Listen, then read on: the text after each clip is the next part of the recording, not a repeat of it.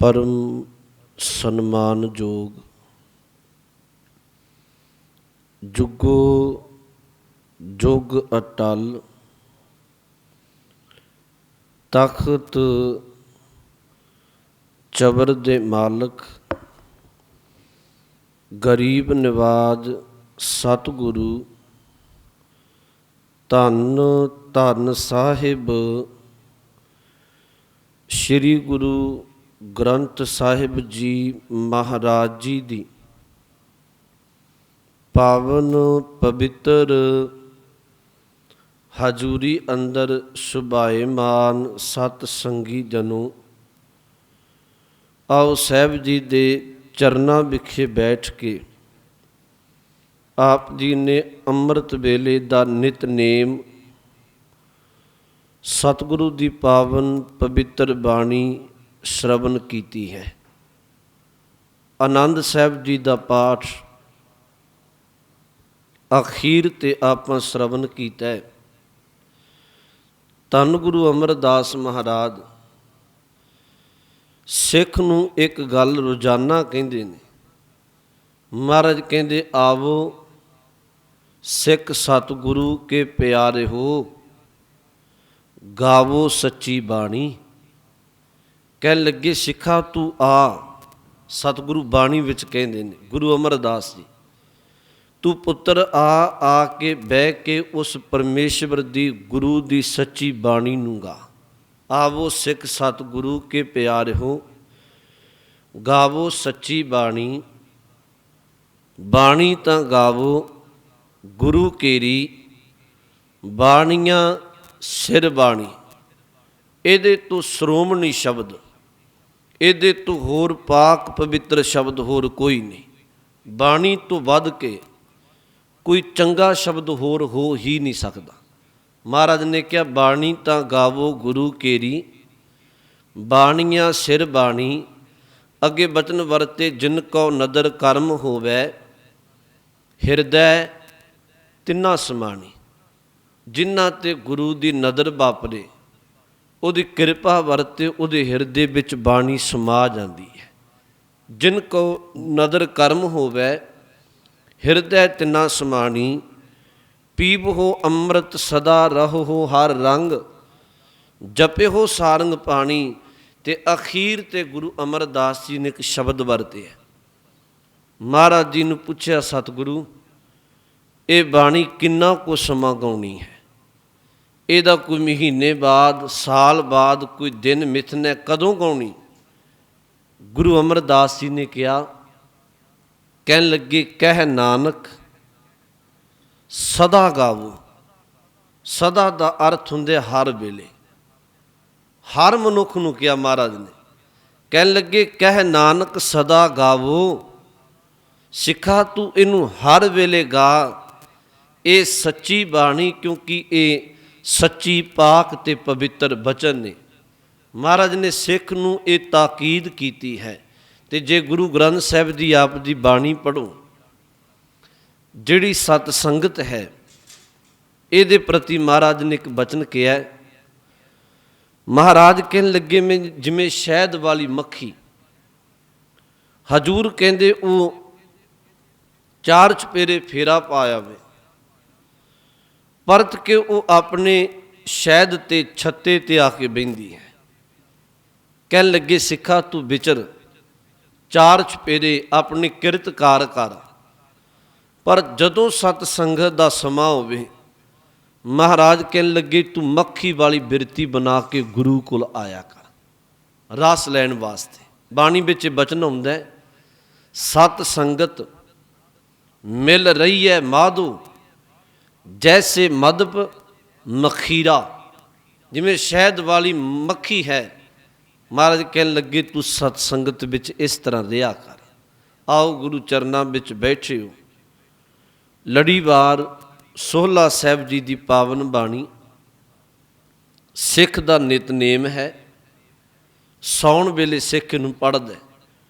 ਉਂਝ ਮੈਂ ਤੁਹਾਨੂੰ ਇੱਕ ਬੇਨਤੀ ਕਹਿ ਦਿਆਂ, ਕਈ ਵਾਰੀ ਇਸ ਗੱਲ 'ਤੇ ਪੁੱਛਿਆ ਵੀ ਜਾਂਦਾ ਵੀ ਜਪਜੀ ਸਾਹਿਬ ਦਾ ਪਾਠ ਕਦੋਂ ਸਵੇਰੇ ਕਰਨਾ ਚਾਹੀਦਾ ਜਾਂ ਰਹਿ ਸਾਹਿਬ ਸ਼ਾਮ ਨੂੰ ਹੀ ਕਰਨੀ ਚਾਹੀਦੀ ਹੈ, मैं एक बेनती करा, एक अंग तो लैके 1430 अंग तक जिन्नी बाणी है ब्रह्म स्वरूप है, परमात्मा की उस्तत है।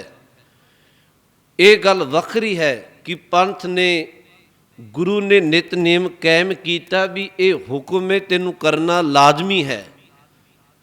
जे सिख जपजी साहब अमृत वेले पढ़दा, चलो सोहला साहब सौण वेले पढ़दा, ये तो गुरु का हुक्म है, ये तू करना लाजमी है। पर यदा मतलब ये नहीं भी सिख जपजी साहब शाम नूं नहीं पढ़ सकता, दोपहरे नहीं पढ़ सकता, ना सोहला साहब नूं अमृत वेले नहीं पढ़ सकता। उंज गुरु ग्रंथ साहब जी की जिन्नी बाणी है, किसी भी बाणी का पाठ, मेरे कहण तो मुराद भावें सुखमनी साहब, आनंद साहब, जपजी साहब, सोहला साहब, रहरा साहब, सिख कदों भी गुरबाणी का पाठ कर सकता। पाबंदी कोई महाराज ने किते नहीं किया भी ये लाजमी है। हाँ वो वखरी गल है, सिख नूं क्या तू 5 बाणियां का नितनेम अमृत वेले, सवेरे, संध्या ढले ते रहरा साहब, सौण वेले तू सोहला साहब पढ़ना है। 7 बाणियां का नितनेम सिख नूं क्या तेरे जीवन विच चाहीदा है, रोज़मर्रा की जिंदगी विच। उंज पाबंदी कोई नहीं बाणी ते। मैं बेनती कह रहा सा, महाराज जी की ये पावन बाणी आपां सिख सौण वेले पढ़दा। 5 शब्द ने, 3 आपां इहदे शब्द विचारे ने, चौथा शब्द अज आप जी ने इहदा पाठ श्रवण कीता। आओ इहदी विचार तो पहला गुरु बख्शी फतेह बुलाओ। आखो जी वाहिगुरू जी का खालसा, वाहिगुरू जी की फतेह। सोहला साहब की बाणी विच 3 शब्द धन गुरु नानक साहब महाराज जी दे ने, जिहड़े आपां पहलां विचारे। जय कर कीरत आखी है, फिर 6 घर 6 गुर 6 उपदेश वाला, तीसरा जिहड़ा कल विचारिया सी गगन में थाल रब चंद दीपक बने। 2 शब्द जिहड़े इहदे विच ने, एक गुरु रामदास जी दा ते एक गुरु अर्जन साहब महाराज जी दा। अज महाराज गुरु रामदास जी का बचन है। महाराज कहते ने, आरंभ करते हैं, कह लगे राग गौड़ी पूर्वी महला चौथा। राग गौड़ी पूर्वी। हुण महाराज ने इत्थे 2 रागां का सुमेल किया। महाराज ने कहा इस शब्द नूं 2 रागां विच गाई। आप जी नूं चलो विस्तार वाले पासे तो ना तुरीए, पर इन्ना चेता रखियो गुरु ग्रंथ साहब की बाणी विच 31 राग ने। इहदे विच हजूर ने राग दर्ज कीते। राग का संबंध गाउण दे नाल है। यही कारण कि गुरबाणी का कीर्तन किया जाता है, क्योंकि राग तो गाउण वाले नाल है। तो सच एवें सतगुरु ने शब्दां उपर राग दर्ज किए। महाराज ने कहा इस शब्द नूं इस राग विच गाई। रागां पिछे जे रागां नूं बंदा बाचे, उन्हां दा गाउण दा समां है, वो सारा कुछ। जिवें मैं तुहानूं उदाहरण एक दे दियां, तुहानूं चेता रवे, जदों आनंद कारज हुंदा है, गल वखरी असीं मर्यादा विगाड़दे हां। आनंद कारज की जिहड़ी बाणी लावां है, लावां पढ़ियां जांदी, गुरु साहब की बाणी विच दर्ज है। हुण लावां जिहड़ी बाणी है वो सूही राग विच दर्ज ने। सूही राग विच तुसीं कई वारी सुनिया होएगा कि इनू 12 बजे तो पहला आनंद कारज हो जाने चाहिए।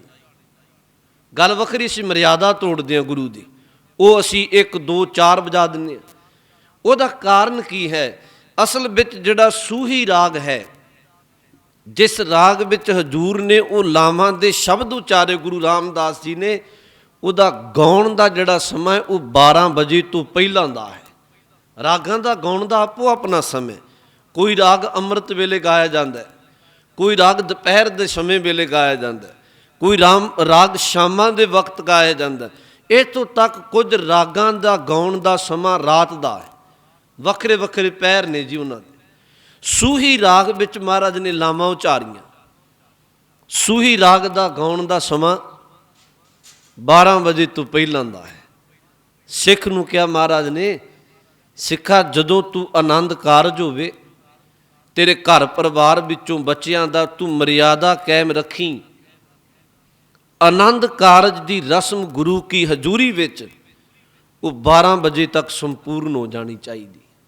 पर असी गुरु की मर्यादा विगाड़ते हैं, तोड़ते हैं, फिर तुहानू पता है आने वाला समा किदां दा वापरदा। आपां उधर नहीं तुरना। खैर मैं बेनती कवां, इत्थे महाराज ने क्या राग गौड़ी पूर्वी महला चौथा, 2 रागां महाराज कहंदे गौड़ी ते पूर्वी। हुण संगीत दे ज्ञातियां नूं पता है, गुरु रामदास जी ने कहा इनू जदों गाए 2 रागां दे सुमेल विच गावी, गौड़ी ते पूर्वी दा संबंध होवे। 2 रागां दे सुमेल विच गावी। राग गौड़ी पूर्वी महला चौथा, चौथे पातशाह जी दा बचन है। महाराज बचन इहदे विच आरंभ दे ने, कहन लगे काम क्रोध नगर बहु भरिया, मिल साधु खंडल खंडा है। हुण महाराज ने कहा काम क्रोध नगर बहु भरिया। इत्थे जिहड़ा नगर शब्द वरतिया है वो वरतिया जी साडे शरीर दे लई। महाराज कहन लगे शरीर, नगर दा अर्थ हुंदा पिंड। तेरा शरीर एक पिंड की तरह, एक नगर की तरह है। महाराज कहंदे इहदे विच काम ते क्रोध भरिया पिया है। तू काम की बिरती नाल ते क्रोध की बिरती नाल भरिया पिया है। काम क्रोध नगर बहु भरिया, बहुता भरिया पिया। इत्थे शरीर नूं महाराज ने पिंड नगर किया। वैसे बाणी विच शरीर नूं एक थां होर भी बचन वरते नगर, कई थावां ते बचन आए। जिवें महाराज ने एक थां ते कहा, कहन लगे काया नगर एक बालक बसिया, खिन पल थिर ना रहाई। ये बचन भी गुरु रामदास जी दा जिहड़ा मैं कह लगे। काया नगर शरीर नगर अंदर एक बालक वसिया, एक मन इहदे अंदर बच्चा एक बालक रहिंदा है। खिन पल थिर ना रहाई, जिवें बच्चा टिकदा नहीं, वो कई बारी हसदा है, रोंदा है, फिर हसदा है। मारे कहंदे जिवें बच्चे की एक अवस्था नहीं, बच्चा खेडदा खेडदा खेडदा रोना शुरू कर दिंदा है। बच्चा रोंदा रोंदा खिन बाद हसना शुरू कर दिंदा है। महाराज ने कहा मन बिल्कुल बालक की तरह, बच्चे की तरह है। उत्थे बचन ही वरत्या काया नगर एक बालक वसिया, खिन पल थिर न रहाई, अनक जतन करत बहु थाके बारंबार परमाई। इत्थे बचन ही वरत्या। कहन लगे काम क्रोध नगर बहु भरिया। बंदे तेरा शरीर नगर काम ते क्रोध इन्हां विकारां नाल भरिया पिया है। हुण फिर बेनती नूं सुनियो। उंज गुरु ग्रंथ साहब ने 5 विकारां दा जिक्र कीता। उहदे विच काम क्रोध लोभ मोह ते अहंकार। पर इस शब्द अंदर महाराज दोवां दी गल कर रहे हैं। कहन लगे तू कामी बिरती करके भटकदा जां तू क्रोध बस पै के बहुत कुछ बिगाड़दा। नगर बहु भरिया, ये बहुता भरिया पिया। हुण गुरु ग्रंथ साहब की बाणी विचों पहला काम के प्रति समझो काम की है। वैसे तो काम दी ही उत्पत्ति मनुख है। समझो बेनती, कामी बिरती करके काम की उत्पत्ति है मनुख। पर जिहड़ा सिੱਖੀ है जां गुरु गुरबाणी जिहड़ा गल समझाउंदी है, महाराज कहंदे हर चीज़ मर्यादा अंदर दायरे अंदर रहनी चाहिए। जिन्ना समा कायम एक सीमा विच है, मर्यादा विच है, दायरे विच है, ये उन्ना समा ठीक है। जदों मनुख कामी बिरती लैके अपना दायरा मर्यादा तोड़दा है, कहण तो भाव निज घर नूं छड्ड के बाहर भटकदा है, महाराज ने कहा उदों ये तेरी बर्बादी करदा है। सतगुरु की बाणी पढ़ो। सहस्कृति गुरु ग्रंथ साहिब की एक बाणी है। महाराज ने उत्थे एक बचन वरत्या। कहन लगे हे कामंग नरक विश्रामंग, बहुत जोनी परमावने। बड़ा कीमती शब्द है। ये थोड़ी महंगी बाणी है। गुरु ग्रंथ साहिब जी का नाम है सहस्कृति। ਤੇ ਕਈ ਵਾਰੀ ਕਿਹਾ ਜਾਂਦਾ ਹੈ ਕਿ ਸੰਸਕ੍ਰਿਤ ਦੀ ਬਾਣੀ ਸੁਣਾਓ। ਮੈਨੂੰ ਖਿਮਾ ਕਰਿਓ, ਸੰਸਕ੍ਰਿਤ ਨਹੀਂ ਇਹਦਾ ਨਾਮ, ਇਹਦਾ ਨਾਮ ਹੈ ਸੈਸਕ੍ਰਿਤੀ। ਗੁਰੂ ਗ੍ਰੰਥ ਸਾਹਿਬ ਦੀ ਬਾਣੀ ਹੈ, ਜਿਵੇਂ ਜਪਜੀ ਸਾਹਿਬ ਹੈ, ਉਸ ਵਿੱਚ ਇੱਕ ਸ਼ਬਦ ਵਰਤਿਆ। ਮਹਾਰਾਜ ਕਹਿੰਦੇ, ਹੇ ਕਾਮੰ ਨਰਕ ਵਿਸ਼ਰਾਮੰ। ਹੇ ਕਾਮ, ਜਦੋਂ ਤੂੰ ਮਰਿਆਦਾ ਟੱਪ ਜਾਏ, ਬੰਦੇ ਨੂੰ ਤੂੰ ਮਾਨੋ ਨਰਕ ਵਿੱਚ ਸੁੱਟ ਦਿੰਦਾ। ਬੰਦੇ ਦੀ ਪੱਤ ਲੈ ਜਾਂਦੀ ਹੈ ਸਮਾਜ ਅੰਦਰ, ਕੁਝ ਨਹੀਂ ਬਚਦਾ। ਮਹਾਰਾਜ ਨੇ ਕਿਹਾ, ਹੇ ਕਾਮੰ ਨਰਕ ਵਿਸ਼ਰਾਮੰ। ਬਹੁਤ ਜੋਨੀ ਭਰਮਾਵਨੇ, ਬੰਦਾ ਬਹੁਤ ਜੂਨਾਂ ਵਿੱਚ ਭੜਕਦਾ ਹੈ। ਚਿਤ ਹਰਨੰ ਤ੍ਰੈ ਲੋਕ ਗਮਯੰ। ਬੰਦੇ ਦਾ ਚਿੱਤ ਮਹਾਰਾਜ ਕਹਿਣ ਲੱਗੇ ਭੜਕਦਾ ਹੈ ਤੇ ਤਿੰਨਾਂ ਲੋਕਾਂ ਤੇ ਤੂੰ ਪ੍ਰਭਾਵ ਪਾਉਣਾ। ਮਹਾਰਾਜ ਨੇ ਕਿਹਾ, ਜਪ ਤਪ ਸੀਲ ਵਿਧਾਰਨੇ। ਜਿਸ ਬੰਦਾ ਕਾਮ ਨੂੰ, ਕਾਮ ਦੀ ਮਰਿਆਦਾ ਲੰਘਦਾ ਹੈ, ਮਹਾਰਾਜ ਕਹਿਣ ਲੱਗੇ ਉਹਦਾ ਕੀਤਾ ਜਪ ਤਪ, ਉਹਦਾ ਕੀਤਾ ਧਰਮ ਕਰਮ ਸਭ ਕੁਛ ਤੈਸ਼ ਨੈਸ਼ ਹੋ ਜਾਂਦਾ ਹੈ। ਇਹ ਕਾਮ ਐਸੀ ਹੈ। ਚਲੋ ਇਹ ਵਿਕਾਰ ਹੈ, ਅਸੀਂ ਇਹਨੂੰ ਗੁਰੂ ਸਾਹਿਬ ਨੇ ਬਾਣੀ ਵਿੱਚ ਕਿਹਾ। ਵੈਸੇ ਕਈ ਵਾਰੀ ਅਸੀਂ ਇਹਨਾਂ ਵਿਸ਼ਿਆਂ 'ਤੇ ਬੋਲਦੇ ਨਹੀਂ, ਅਸੀਂ ਇਹਨੂੰ ਵਿਚਾਰਨ ਨੂੰ ਤਿਆਰ ਨਹੀਂ, ਪਰ ਬੁੱਧੀ ਦਾ ਦਾਇਰਾ ਖੁੱਲ੍ਹਾ ਰੱਖ ਕੇ, ਮਲੀਨ ਬਿਰਤੀ ਰੱਖ ਕੇ ਨਹੀਂ, ਬੁੱਧੀ ਦਾ ਦਾਇਰਾ ਖੁੱਲ੍ਹਾ ਰੱਖ ਕੇ ਇਹਨੂੰ ਵਿਚਾਰਨਾ ਚਾਹੀਦਾ। ਮਹਾਰਾਜ ਨੇ ਬਾਣੀ ਵਿੱਚ ਵਚਨ ਵਰਤੇ। ਮਹਾਰਾਜ ਕਹਿੰਦੇ, ਬੰਦੇ 5 ਵਿਕਾਰ ਨੇ ਨਾ ਜਿਹੜੇ, ਇਹ ਤੈਨੂੰ ਦਿਨ ਰਾਤ ਲੁੱਟਦੇ ਨੇ। ਗੁਰੂ ਸਾਹਿਬ ਨੇ ਬਾਣੀ ਵਿੱਚ ਕਿਹਾ, ਮਹਾਰਾਜ ਕਹਿਣ ਲੱਗੇ, ਇਸ ਦੇਹੀ ਅੰਤਰ ਪੰਜ ਚੋਰ ਵਸੈ। ਕਾਮ ਕ੍ਰੋਧ ਲੋਭ ਮੋਹ ਅਹੰਕਾਰਾ। ਅੰਮ੍ਰਿਤ ਲੂਟੇ ਮਨ ਮੁਖ ਨੀ ਬੂਝੇ, ਕੋਏ ਨਾ ਸੁਣੈ ਪੁਕਾਰਾ। ਮਹਾਰਾਜ ਕਹਿੰਦੇ, ਤੇਰੇ ਸਰੀਰ ਅੰਦਰ 5 ਚੋਰ ਰਹਿੰਦੇ ਨੇ, ਜਿਨ੍ਹਾਂ ਵਿੱਚੋਂ ਪਹਿਲੇ ਨੰਬਰ ਤੇ ਕਾਮ ਹੈ, ਫਿਰ ਕ੍ਰੋਧ ਹੈ, ਫਿਰ ਲੋਭ ਹੈ, ਮੋਹ ਹੈ, ਤੇ ਅਖੀਰ ਤੇ ਕਿਆ ਅਹੰਕਾਰ ਹੈ। ਇਹ 5 ਨੇ ਜੀ। ਮੈਂ ਕਈ ਵਾਰੀ ਬੇਨਤੀ ਕਰਨਾ, ਬਾਹਰੋਂ ਸਾਡਾ ਘਰ ਜਿਹੜਾ ਅਸੀਂ ਆਪ ਨੇ ਇੱਟਾਂ ਨਾਲ ਬਣਾਇਆ, ਕੰਕਰੀਟ ਨਾਲ ਬਣਾਇਆ, ਜਾਂ ਅਸੀਂ ਸਾਡੇ ਘਰ ਦਾ ਕੋਈ ਤਾਲਾ ਜੰਦਰਾ ਤੋੜ ਕੇ ਕੁਝ ਲੁੱਟ ਕੇ ਲੈ ਜਾਏ, ਤਾਂ ਅਸੀਂ ਬੜੇ ਵਾਰੀ ਉਹਦਾ ਰੌਲਾ ਰੱਪਾ ਰੱਬ ਲਿਖਾਉਂਦੇ, ਸਾਡੇ ਘਰ ਵਿੱਚ ਚੋਰੀ ਹੋ ਗਈ। ਪਰ ਗੁਰੂ ਸਾਹਿਬ ਨੇ ਕਿਹਾ, ਉੱਥੇ ਬਾਹਰ ਦਾ ਹੈ, ਉਹ ਤੇ ਫਿਰ ਵੀ ਸਵਾਰਿਆ ਜਾ ਸਕਦਾ, ਪਰ ਬੰਦੇ ਤੂੰ ਕਿਤੇ ਆਪਣੇ ਸਰੀਰ ਅੰਦਰ, ਨਿੱਜ ਅੰਦਰ ਝਾਤ ਪਾਈਏ। ਤੇਰੇ ਅੰਦਰ 5 ਵਿਕਾਰ ਬੈਠੇ ਨੇ, ਬਾਹਰੋਂ ਕੋਈ ਤੈਨੂੰ ਲੁੱਟੇ, ਤੂੰ ਰੌਲਾ ਪਾਉਣਾ। ਮਹਾਰਾਜ ਕਹਿਣ ਲੱਗੇ, ਤੈਨੂੰ ਅੰਦਰ ਜਿਹੜੇ 5 ਵਿਕਾਰ ਨੇ ਦਿਨ ਰਾਤ ਲੁੱਟਦੇ ਨੇ। ਰੌਲਾ ਪਾਉਣ ਦਾ ਤੇ ਦੂਰ ਦੀ ਗੱਲ, ਤੈਨੂੰ ਸਮਝ ਵੀ ਕੋਈ ਨਹੀਂ, ਦਿਨ ਰਾਤ ਤੈਨੂੰ ਭਟਕਾਉਂਦੇ ਪਏ ਨੇ। ਮਹਾਰਾਜ ਨੇ ਕਿਹਾ, ਤੇਰੇ ਅੰਦਰ ਦੇ ਅੰਮ੍ਰਿਤ ਨੂੰ ਲੁੱਟਦੇ ਪਏ ਨੇ। ਬਾਣੀ ਦੀ ਤੁਕ ਫਿਰ ਸੁਣਿਓ, ਇਸ ਦੇਹੀ ਅੰਦਰ, ਦੇਹੀ ਦਾ ਅਰਥ ਸਰੀਰ, 5 ਚੋਰ ਵਸੈ। ਮਹਾਰਾਜ ਕਹਿੰਦੇ 5 ਚੋਰ ਰਹਿੰਦੇ ਨੇ। ਕਿਹੜੇ ਕਿਹੜੇ ਜੀ? ਕਹਿਣ ਲੱਗੇ, ਇਸ ਦੇਹੀ ਅੰਦਰ 5 ਚੋਰ ਵਸੈ। ਕਾਮ ਕ੍ਰੋਧ ਲੋਭ ਮੋਹ ਅਹੰਕਾਰਾ। ਅੱਗੇ ਕਿਆ? ਅੰਮ੍ਰਿਤ ਲੂਟੇ ਮਨ ਮੁਖ ਨਹੀਂ ਬੂਝੇ। ਅੰਦਰ ਦੇ ਅੰਮ੍ਰਿਤ ਨੂੰ ਲੁੱਟ ਕੇ ਤੈਨੂੰ ਭੜਕਾਉਂਦੇ ਪਏ ਨੇ। ਮਨਮੁਖ ਬੰਦੇ ਨੂੰ ਇਹਦੀ ਸਮਝ ਕੋਈ ਨਹੀਂ, ਜਿਹੜਾ ਕਦੀ ਗੁਰੂ ਕੋਲ ਨਹੀਂ ਆਇਆ, ਜਿਹੜਾ ਕਦੀ ਸਤ ਸੰਗਤ ਵਿੱਚ ਬਿਆ ਨਹੀਂ, ਉਹਨੂੰ ਕੀ ਪਤਾ ਵੀ ਤੇਰੇ ਅੰਦਰ ਵੀ ਚੋਰ ਨੇ 5। ਪਰ ਹਜ਼ੂਰ ਨੇ ਕਿਹਾ, ਅੰਮ੍ਰਿਤ ਲੂਟੇ ਮਨ ਮੁਖ ਨਹੀਂ ਬੂਝੇ, ਕੋਏ ਨਾ ਸੁਣੇ ਪੁਕਾਰਾ। ਇਹਨਾਂ ਵਿੱਚੋਂ ਮਹਾਰਾਜ ਨੇ ਅੱਜ ਪਹਿਲਾ ਕਿਹਾ, ਗੁਰੂ ਅਰਜਨ ਸਾਹਿਬ ਨੇ ਸਹਿਸਕ੍ਰਿਤੀ ਵਿੱਚ ਬਚਨ ਵਰਤਿਆ। ਕਹਿਣ ਲੱਗੇ, ਹੇ ਕਾਮੰ ਨਰਕ ਵਿਸ਼ਰਾਮੰ। ਤੂੰ ਬੰਦੇ ਦੀ ਜ਼ਿੰਦਗੀ ਕਾਮ ਜਦੋਂ ਮਰਿਆਦਾ ਲੰਘਦਾ ਨਰਕ ਬਣਾ ਦਿੰਦਾ। ਹੇ ਕਾਮੰ, ਮੈਂ ਪਹਿਲਾਂ ਅਰਜ਼ ਕੀਤੀ, ਭਾਵੇਂ ਮਨੁੱਖ ਦੀ ਉਤਪਤੀ ਜਾਂ ਸਰੀਰਾਂ ਦੀ ਉਤਪਤੀ ਕਾਮ ਤੋਂ ਹੈ, ਪਰ ਮਹਾਰਾਜ ਨੇ ਕਿਹਾ ਇਸ ਸੀਮਾ ਵਿੱਚ, ਮਰਿਆਦਾ ਵਿੱਚ ਰਹਿਣਾ ਅਤ ਲਾਜ਼ਮੀ ਹੈ। ਤਾਂ ਹੀ ਗੁਰੂ ਗ੍ਰੰਥ ਸਾਹਿਬ ਜੀ ਦੇ ਬਚਨ ਆਏ। ਜਦੋਂ ਮੈਂ ਸਪਸ਼ਟ ਨੂੰ ਖੁੱਲ੍ਹੀ ਸੋਚ ਨਾਲ ਆਪ ਜੀ ਵਿਚਾਰਿਓ ਤੇ ਭਾਵਨਾ ਨਾਲ ਸੁਣਿਓ।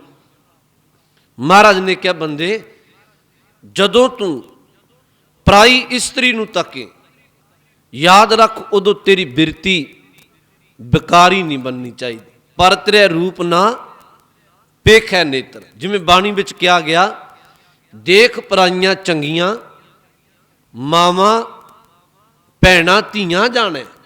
ਮਾਰੇ ਕਹਿੰਦੇ ਪਰਾਈ ਇਸਤਰੀ ਵੇਖ ਕੇ ਹਜੂਰ ਕਹਿਣ ਲੱਗੇ ਵੱਡੀ ਨੂੰ ਮਾਂ, ਬਰਾਬਰ ਦੀ ਨੂੰ ਭੈਣ ਤੇ ਛੋਟੀ ਨੂੰ ਧੀ ਜਾਣਨਾ। ਇਹ ਸਿੱਖ ਨੂੰ ਉਪਦੇਸ਼ ਹੈ। ਕਲਗੀਧਰ ਮਹਾਰਾਜ ਨੇ ਲਿਖਿਆ ਹੈ ਆਪਣੀ ਬਾਣੀ ਅੰਦਰ, 10ਵੇਂ ਗ੍ਰੰਥ ਅੰਦਰ। ਕਹਿਣ ਲੱਗੇ ਮੈਨੂੰ ਮੇਰੇ ਪਿਤਾ ਗੁਰੂ ਤੇਗ ਬਹਾਦਰ ਸਾਹਿਬ ਜੀ ਨੇ ਇੱਕ ਖਾਸ ਤਾਕੀਦ ਕੀਤੀ, ਬਚਨ ਕਿਹਾ। ਉਹ ਬਚਨ ਇਹ ਕਿਹਾ, ਸੁਧ ਜਬ ਤੇ ਹਮ ਧਰੀ, ਬਚਨ ਗੁਰ ਦਏ ਹਮਾਰੇ, ਪੂਤ ਇਹ ਹੈ ਪ੍ਰਾਣ ਤੋਹੇ ਪ੍ਰਾਣ, ਜਬ ਲਗ ਘਟ ਥਾਰੇ, ਨਿਜ ਨਾਰੀ ਕੇ ਸਾਥ ਨਿਹੋ ਤੁਮ ਨਿਤ ਬਡਈਓ, ਪਰ ਨਾਰੀ ਕੀ ਸੇਜ ਭੂਲ ਸੁਪਨਾ ਹੁਣਾ ਜਈਓ। ਇਹ ਕਲਗੀਧਰ ਜੀ ਦੇ ਬਚਨ ਨੇ।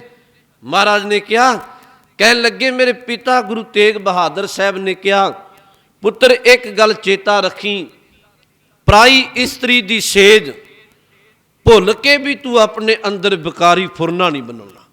ਮਹਾਰਾਜ ਨੇ ਕਿਹਾ, ਤੇ ਜਿੱਥੇ ਨਾਲ ਉੱਥੇ ਧੀਆਂ ਨੂੰ ਵੀ ਮਹਾਰਾਜ ਨੇ ਉਪਦੇਸ਼ ਦਿੱਤਾ। ਇਹ ਨਹੀਂ ਵੀ ਤੁਹਾਨੂੰ ਪਤਾ ਹੋਵੇ, ਗੁਰੂ ਨਾਨਕ, ਮੈਂ ਸੰਖੇਪ ਕਹਿਣ ਲੱਗੇ, ਗੁਰੂ ਨਾਨਕ ਸਾਹਿਬ ਸੰਗਲਾ ਦੀਪ ਗਏ। ਮਹਾਰਾਜ ਨੂੰ ਸ਼ਿਵਨਾਥ ਬਾਦਸ਼ਾਹ ਸੀ ਉੱਥੋਂ ਦਾ, ਲੰਮੀ ਗਾਥਾ ਹੈ, ਮੈਂ ਸੰਖੇਪ ਕਹਿਣਾ। ਉਹ ਸ਼ਿਵਨਾਥ ਨੇ ਪਹਿਲੀ ਵਾਰ ਦੀਦਾਰ ਕਰਨਾ ਮਹਾਰਾਜ ਜੀ ਦਾ, ਨਿਤ ਚੇਤੇ ਕਰਦਾ ਸੀ। ਜਦੋਂ ਸ਼ਿਵਨਾਥ ਨੂੰ ਭਾਵਨਾ ਨਾਲ ਚੇਤਾ ਕਰਦਾ ਸੀ, ਤੇ ਜਿਹੜੇ ਪਖੰਡੀ ਨੇ ਉਹ ਅੱਜ ਹੀ ਨਹੀਂ, ਇਹ ਪਹਿਲਾਂ ਤੋਂ ਰਹੇ ਨੇ। ਪਖੰਡੀਆਂ ਨੂੰ ਪਤਾ ਲੱਗ ਗਿਆ ਵੀ ਸ਼ਿਵਨਾਥ ਬਾਦਸ਼ਾਹ ਹੈ, ਤੇ ਗੁਰੂ ਨਾਨਕ ਸਾਹਿਬ ਨੂੰ ਚੇਤਾ ਕਰਦਾ ਹੈ। ਤੇ ਪਖੰਡੀਆਂ ਨੇ ਤਿੰਨਾਂ ਜਨਿਆਂ ਦਾ ਬਣਾ ਕੇ ਜੀ ਇੱਕ ਜਥਾ, ਵੀ ਗੁਰੂ ਨਾਨਕ ਸਾਹਿਬ ਨਾਲ ਬਾਬਾ ਮਰਦਾਨਾ ਸਾਹਿਬ ਬਾਲਾ ਜੀ ਬਣਾ ਕੇ 3 ਜਨਿਆਂ ਦਾ ਜਥਾ, ਤੇ ਬਾਦਸ਼ਾਹ ਕੋਲ ਜਾ ਢੁਕਣਾ। ਸਭ ਨੇ ਜਾ ਕੇ ਕਹਿਣਾ ਮੈਂ ਗੁਰੂ ਨਾਨਕ ਸਾਹਿਬ। ਹੁਣ ਉਹਨਾਂ ਨੂੰ ਆਏ ਆ ਵੀ ਬਾਦਸ਼ਾਹ ਸਾਡਾ ਚੇਲਾ ਬਣ ਜਾਏ, ਸਮਰਾਟ ਚੇਲਾ ਬਣ ਜਾਏ। ਸ਼ਿਵਨਾਥ ਸੋਚੀ ਪੈ ਗਿਆ ਵੀ ਇੱਥੇ ਤੇ ਜਥਿਆਂ ਦੀ ਕਤਾਰ ਲੱਗੀ ਹੁੰਦੀ ਹੈ, ਤੇ ਮੈਨੂੰ ਤੇ ਪਰਖ ਕੋਈ ਨਹੀਂ ਵੀ ਗੁਰੂ ਨਾਨਕ ਸਾਹਿਬ ਕਿਹੜੇ ਨੇ। ਸੰਗਲਾ ਦੀਪ ਦੀ ਗਾਥ ਹੈ। ਉਹਨੇ ਜੀ ਇੱਕ ਬਾਗ ਦੇ ਅੰਦਰ ਨਾ, ਇਤਿਹਾਸ ਕਹਿੰਦੇ ਇੱਕ ਬਾਗ ਦੇ ਅੰਦਰ ਜਿਹੜਾ ਵੀ ਆ ਕੇ 3 ਜਨਿਆਂ ਦਾ ਜਥਾ ਹੁੰਦਾ ਸੀ, ਉਹਨੂੰ ਬਿਠਾ ਲੈਣਾ, ਤੇ ਪਰਖ ਖਾਤਰ ਉਹਨੇ ਇੱਕ ਕੰਮ ਕਰਨਾ, ਸਾਚੇ ਵੇ ਵੀ ਨੌਜਵਾਨ ਬੱਚੀਆਂ ਨੂੰ ਘੱਲਣਾ, ਤੇ ਸਾਹਮਣੇ ਜਿਹੜੇ ਆਉਂਦੇ ਸਨ, ਜਿਹੜੇ ਆਪਣੇ ਆਪ ਨੂੰ ਗੁਰੂ ਨਾਨਕ ਕਹਾਉਂਦੇ ਸਨ, ਜਦੋਂ ਉਹਨਾਂ ਨੌਜਵਾਨ ਬੱਚੀਆਂ ਨੇ ਜਾਣਾ, ਬਕਾਰੀ ਬਿਰਤੀ ਰੱਖ ਕੇ ਬਕਾਰਾਂ ਵਿੱਚ ਉਹਨਾਂ ਗਲਤਾਨ ਹੋ ਜਾਣਾ। ਉਹਨੇ ਪਰਖ ਕਰਨੀ ਵੀ ਗੁਰੂ ਬਕਾਰਾਂ ਤੋਂ ਰਹਿਤ ਹੈ। ਚਲੋ ਜੀ, ਜਥੇ ਬੜੇ ਗਏ, ਸਾਰੇ ਉਹਦੀ ਪਰਖ ਤੇ ਖਰੇ ਨਾ ਉਤਰੇ। ਜਦੋਂ ਧੰਨ ਗੁਰੂ ਨਾਨਕ ਸਾਹਿਬ ਗਏ, ਉਹ ਚੇਤਾ ਤੇ ਕਰਦਾ ਸੀ, ਅਰਦਾਸ ਕਰਦਾ ਸੀ। ਗੁਰੂ ਨਾਨਕ ਸਾਹਿਬ ਗਏ, ਹੁਣ ਉਹਨੂੰ ਪਤਾ ਕੋਈ ਨਹੀਂ ਸੀ। ਉਹਨੇ ਉਸੇ ਤਰ੍ਹਾਂ ਉਸ ਨੌਜਵਾਨ ਬੱਚੀਆਂ ਨੂੰ ਘੱਲਿਆ। ਜਦੋਂ ਉਹ ਬੱਚੀਆਂ ਗੁਰੂ ਸਾਹਿਬ ਕੋਲ ਬਕਾਰੀ ਬਿਰਤੀ ਲੈ ਕੇ ਆਈਆਂ, ਮਹਾਰਾਜ ਨੇ ਉਹਨਾਂ ਨੂੰ ਬਾਣੀ ਵਿੱਚੋਂ ਬਚਨ ਦਰਜ ਹੈ। ਹਜੂਰ ਨੇ ਕਿਹਾ ਸੀ, ਕਹਿਣ ਲੱਗੇ ਗਾਛੋ ਪੁੱਤਰੀ ਰਾਜ ਕੁਵਾਰ, ਨਾਮ ਭਨੋ ਸੱਚ ਦੋਤ ਸਵਾਰ।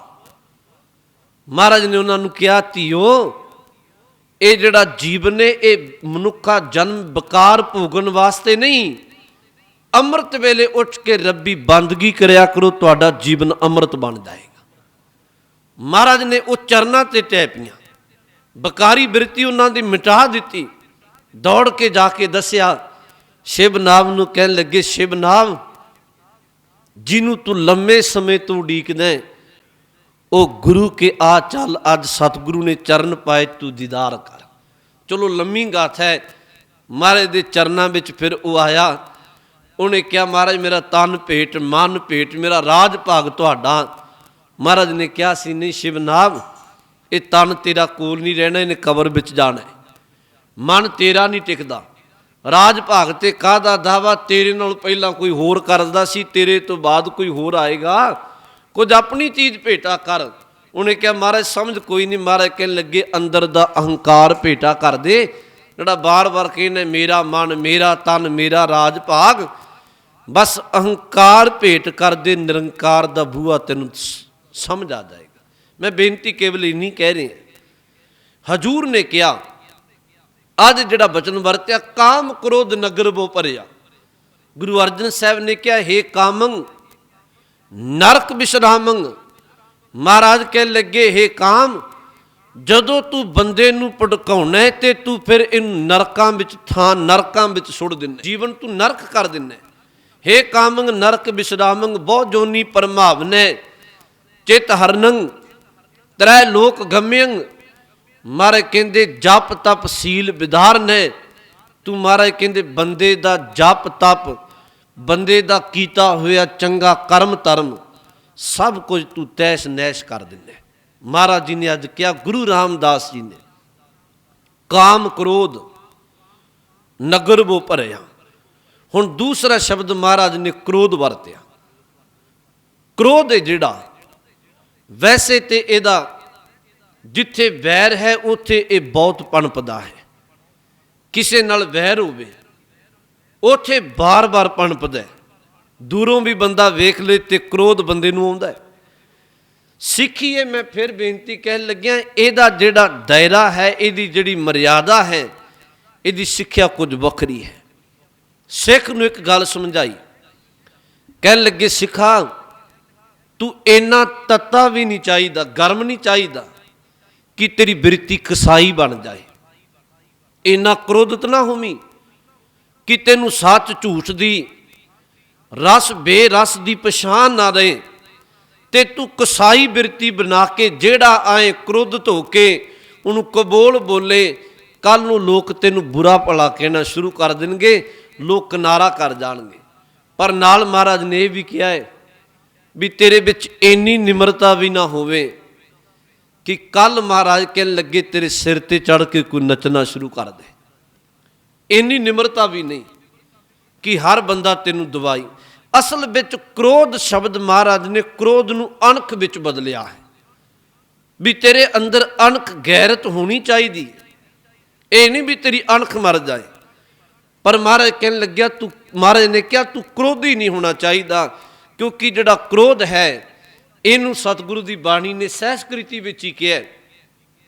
ਕਹਿਣ ਲੱਗੇ, ਹੈ ਕਲ ਮੂਲ ਕ੍ਰੋਧੰ। ਮਹਾਰਾਜ ਕਹਿਣ ਲੱਗੇ ਕਲੇਸ਼ ਦੀ ਜੜ ਹੀ ਕ੍ਰੋਧ ਹੈ। ਸ਼ਬਦ ਇਹ ਵਰਤੇ, ਹੈ ਕਲ ਮੂਲ ਕ੍ਰੋਧੰ।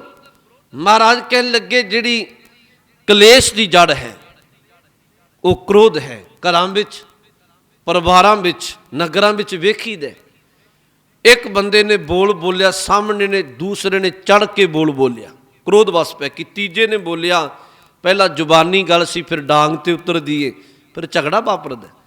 ਇਹਦਾ ਜਿਹੜਾ ਵਿਕਾਰ ਹੈ ਉਹ ਕ੍ਰੋਧ ਹੈ। ਮਹਾਰਾਜ ਨੇ ਕ੍ਰੋਧ ਨੂੰ ਕਿਹਾ, ਕਹਿਣ ਲੱਗੇ, ਹੈ ਕਲ ਮੂਲ ਕ੍ਰੋਧੰ। ਹੈ ਕਲੇਸ਼ ਦੀ ਜੜ ਕ੍ਰੋਧ।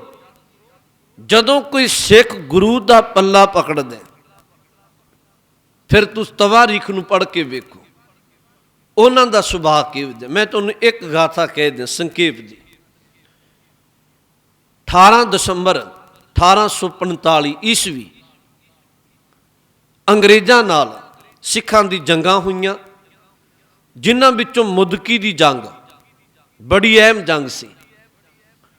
ਆਪ ਜੀ ਨੂੰ ਪਤਾ ਹੈ, ਜੇ ਤੁਸੀਂ ਇਤਿਹਾਸ ਪੜ੍ਹਦੇ ਹੋਵੋ, ਲਾਲ ਸਿੰਘ ਤੇ ਤੇਜਾ ਸਿੰਘ ਸਾਡੇ ਵਿੱਚੋਂ ਦੋ ਕਮਾਂਡਰ ਸਨ ਸਿੱਖ ਫੌਜ ਦੇ। ਉਹ ਗਦਾਰੀਆਂ ਕਰ ਗਏ। ਉਹਨਾਂ ਨੇ ਅਸਲੇ ਦੀ ਥਾਂ, ਬਰੂਦ ਦੀ ਥਾਂ ਤੇ ਸਿੱਖ ਸਿਪਾਹੀਆਂ ਨੂੰ ਸਰੋਂ ਦੀਆਂ ਬੋਰੀਆਂ ਭਰ ਕੇ ਦੇ ਦਿੱਤੀਆਂ ਸਨ, ਜਿਹਦੇ ਕਾਰਨ ਸਿੱਖਾਂ ਨੂੰ ਅੰਗਰੇਜ਼ਾਂ ਤੋਂ ਹਾਰ ਦਾ ਮੂੰਹ ਵੇਖਣਾ ਪਿਆ।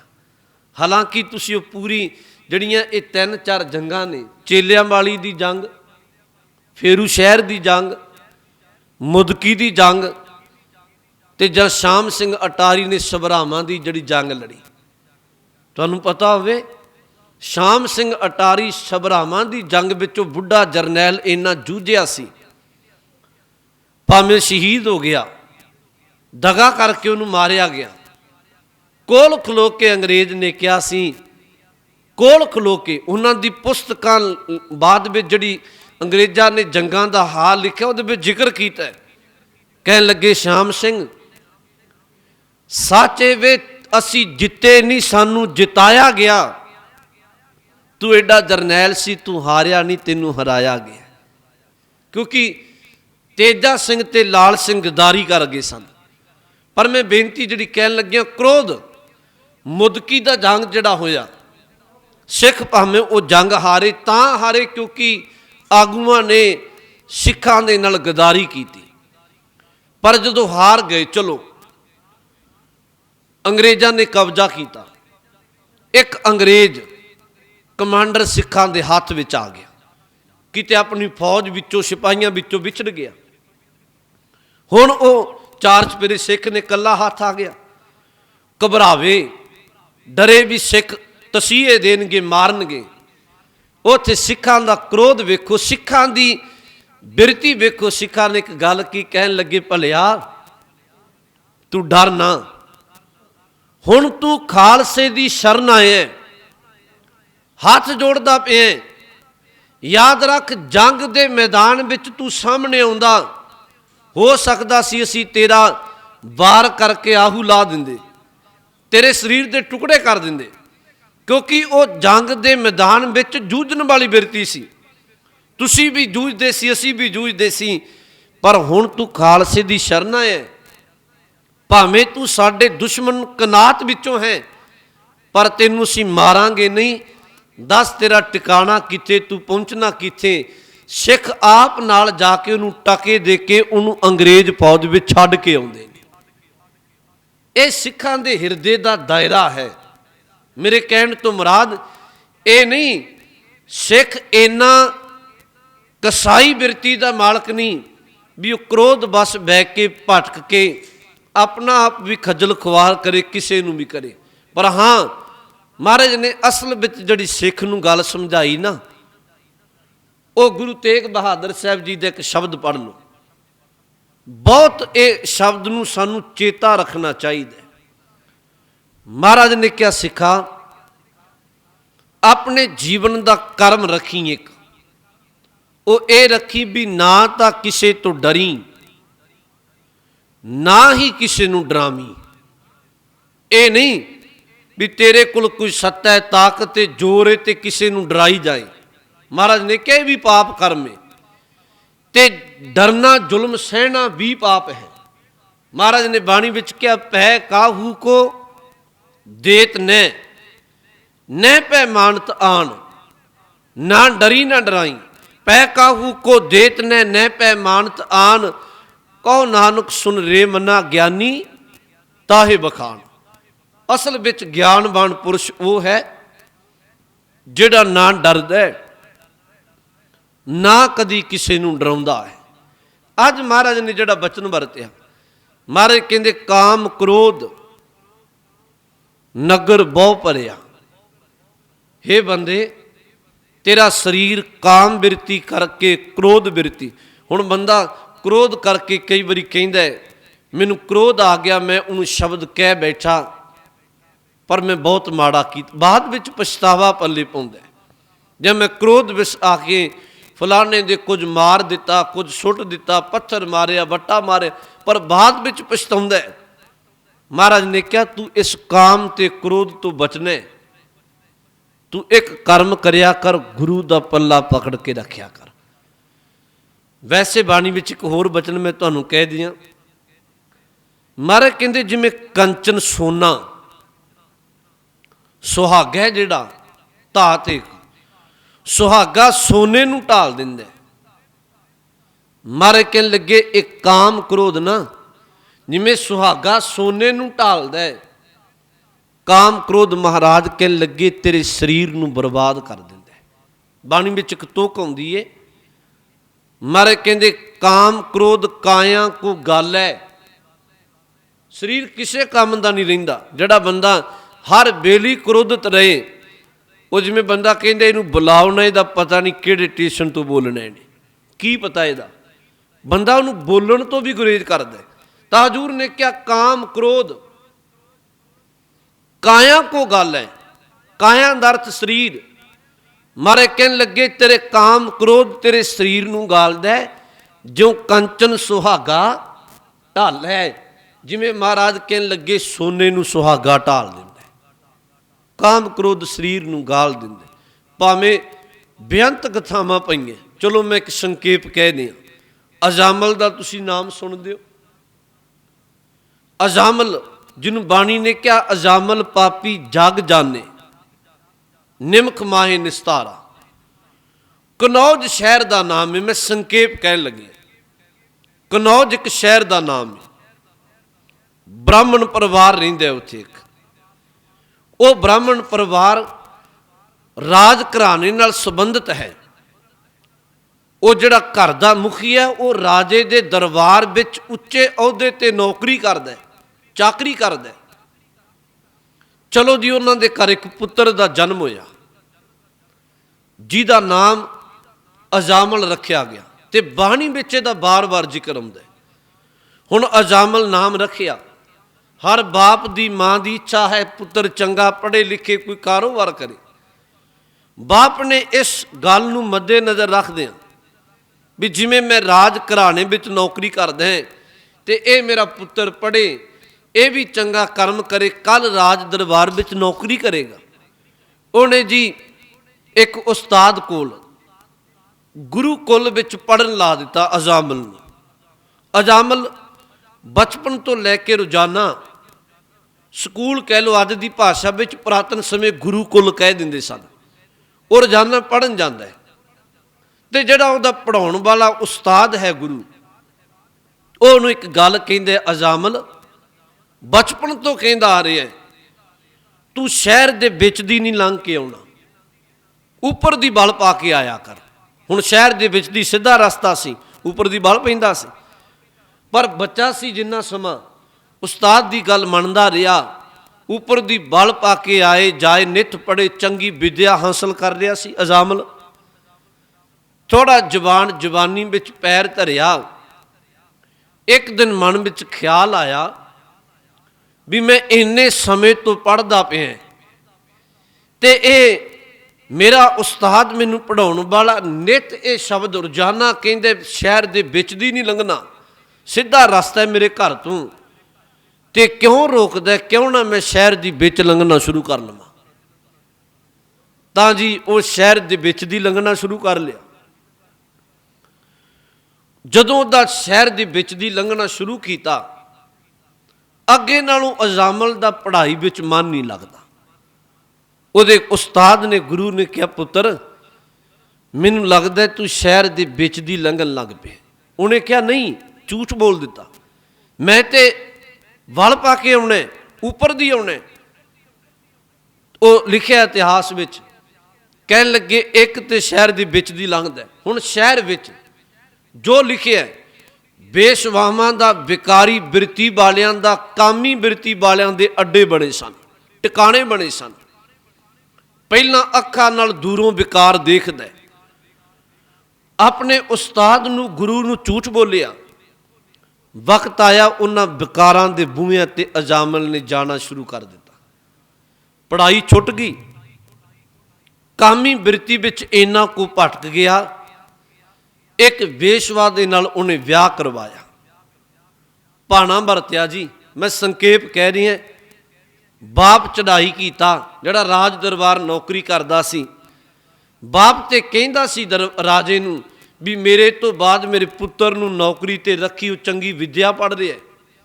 ਪਰ ਕਹਿੰਦੇ ਸਮਾਂ ਇਹੋ ਜਿਹਾ ਬਣਿਆ, ਪਰਜਾ ਨੇ ਬਾਦਸ਼ਾਹ ਨੂੰ ਕਿਹਾ ਨਹੀਂ, ਇਹਨੇ ਬਾਪ ਦੀ ਪੱਗ ਨੂੰ ਲਾਜ ਲਾ ਦਿੱਤੀ, ਇਹ ਤੇ ਕਾਮ ਕ੍ਰੋਧ ਵਿੱਚ ਗਲਤਾਨ ਹੋ ਗਏ, ਇਹ ਰਾਜ ਦਰਬਾਰ ਦੀ ਨੌਕਰੀ ਦੇ ਲਾਇਕ ਨਹੀਂ, ਇਹਨੂੰ ਤੇ ਇੱਥੋਂ ਦੇਸ਼ ਨਿਕਾਲਾ, ਹੱਦ ਵਿੱਚੋਂ ਬਾਹਰ ਕੱਢ ਦਿਓ। ਸੰਖੇਪ ਕਵਾਂ, ਬਾਪ ਚੜ੍ਹਾਈ ਕਰਨ ਤੇ ਅਜਾਮਲ ਨੂੰ ਉਹਨੂੰ ਰਾਜ ਭਾਗ ਵਿੱਚੋਂ ਕੱਢ ਦਿੱਤਾ।